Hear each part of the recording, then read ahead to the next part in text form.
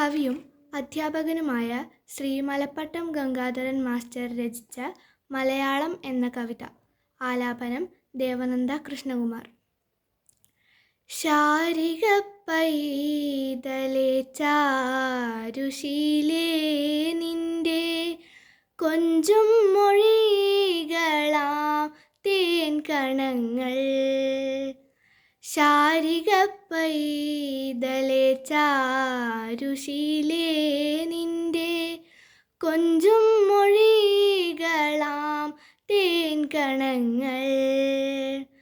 കർണാമൃതമായി ഭവിപ്പു രാമാനുജ രാമകഥാരസമാധുര്യാൽ.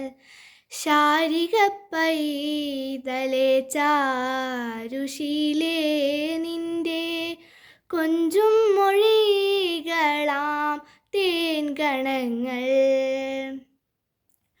പാലും പഴവും ഭുജിച്ചു നീ പാടിയ മണ്ണിൻ മകളുടെ പുണ്യഗാനം കേൾക്കവെയുള്ളം പുളകിതമാവുന്ന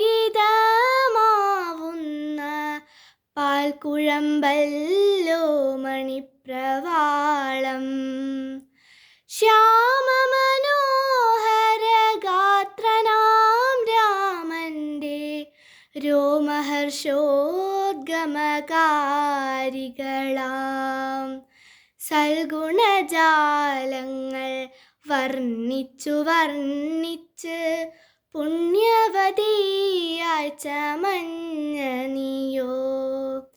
എൻ മാനസത്തിൻ്റെ ഭാഷയായി കേരള മണ്ണിൻ്റെ ജീവിത ചൈതന്യമായി മാറി മലയാളമെന്നു നിൻ പേരായി മായൂരമാഹേന്ദ്രജാലമായി നീ വിസ്മയിപ്പിക്കുകയല്ലോ കടലല മാമല നോക്കി കുതിച്ചിടുമ്പോൾ.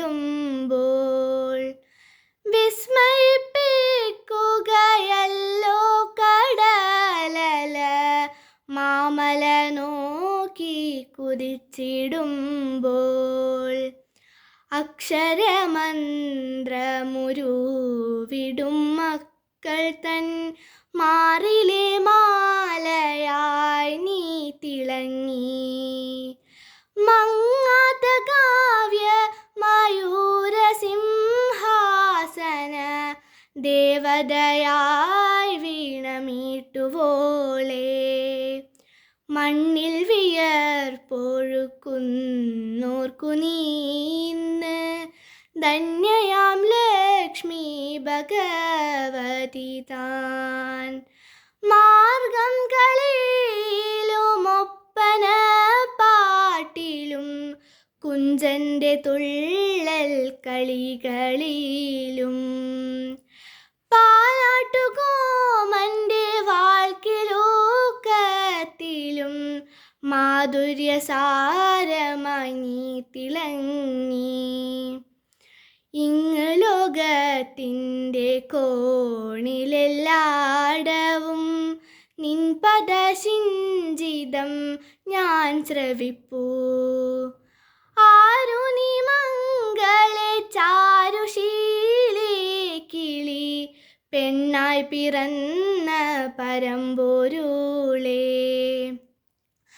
ആദിയും വ്യാധിയും തീർക്കുവാൻ നിൻ പദ പങ്കജം തന്നെ ശരണമെന്നും. ആദിയും വ്യാധിയും തീർക്കുവാൻ നിൻ പദ പങ്കജം തന്നെ ശരണമെന്നും.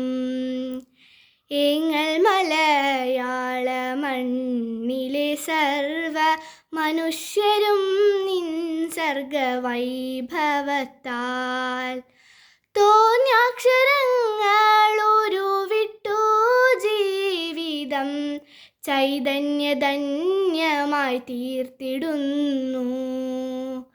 തോന്യ അക്ഷരങ്ങൾ ഉരുവിട്ടു ജീവിതം ചൈതന്യധന്യമായി തീർത്തിടുന്നു.